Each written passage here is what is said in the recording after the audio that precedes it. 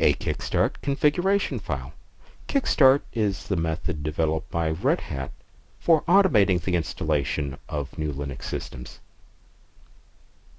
As it was released under an open source license, Ubuntu developers have adopted it for its own automated installations. In this video, we'll examine a typical customized Kickstart configuration file.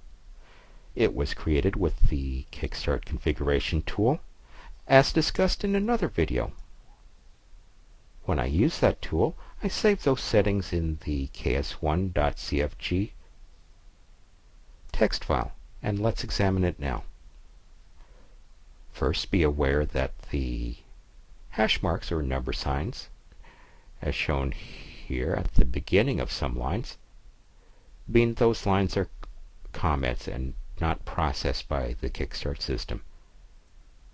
So the first actual directive is lang_en or lang_en_us,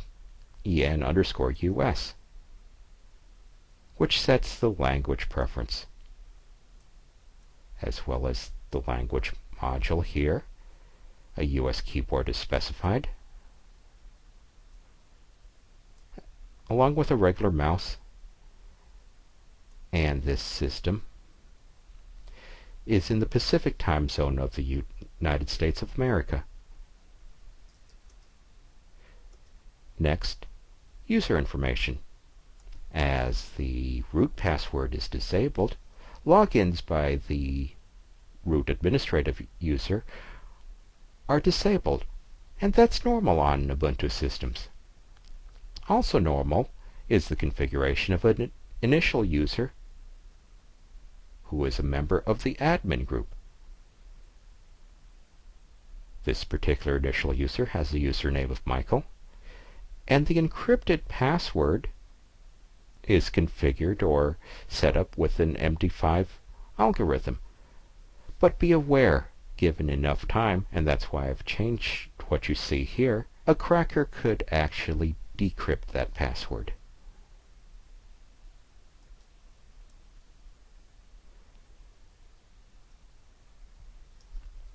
Yes, after everything is processed in this file, the system is rebooted, but it doesn't happen to matter where the reboot command is in this file.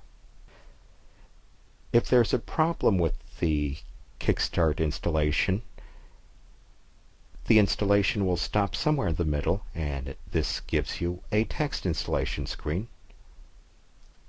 Upgrades are not yet installed for Ubuntu Kickstart systems, and this particular system assumes that files are accessible from an FTP server on the noted IP address and subdirectory.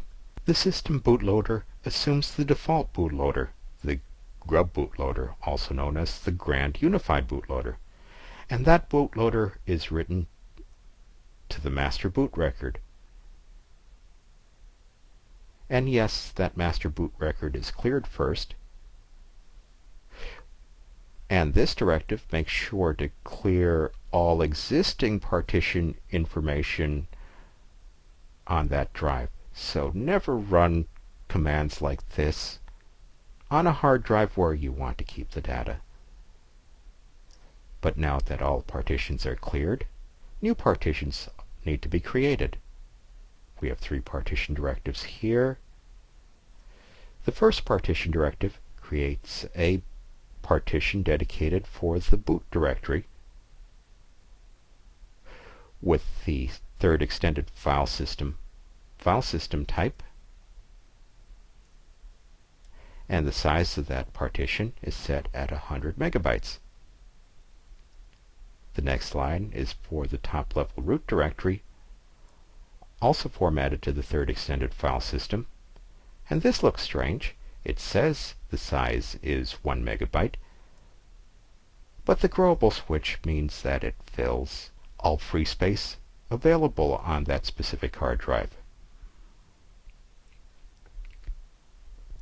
This line sets up a swap partition formatted to an appropriate swap file system of 1000 megabytes.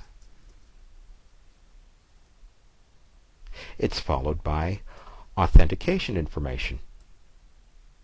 which is set up to use the shadow password suite, and passwords encrypted with the MD5 hash. Then we have a line with static network information. This particular system is set up with a specific static IP address, network mask, and so on. If you set up a DHCP server on this system, you could substitute DHCP for static and leave out this information here, because that's what a DHCP server would provide. Firewalls are not enabled, and they're normally disabled by default on Ubuntu systems. And just to show you how this would work, not that you would install it on your Ubuntu server, I've configured or set up a simple X window configuration for the GNOME desktop environment. Yeah, 8-bit color would be pretty cheesy along with this resolution. But how many administrators set up a GUI on their servers anyway?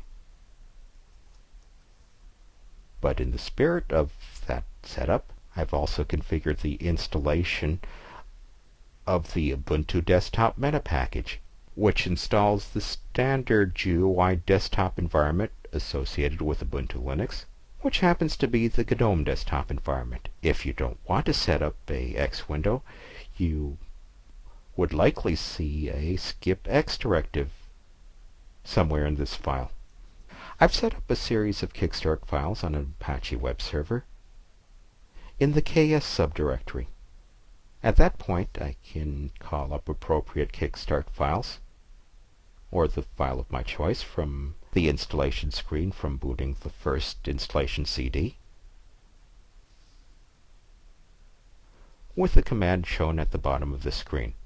I call up a boot prompt, and then I type in install ks equals http, followed by the IP address and directory and file name of the Kickstart file I want to use. Thank you, and on to the next video.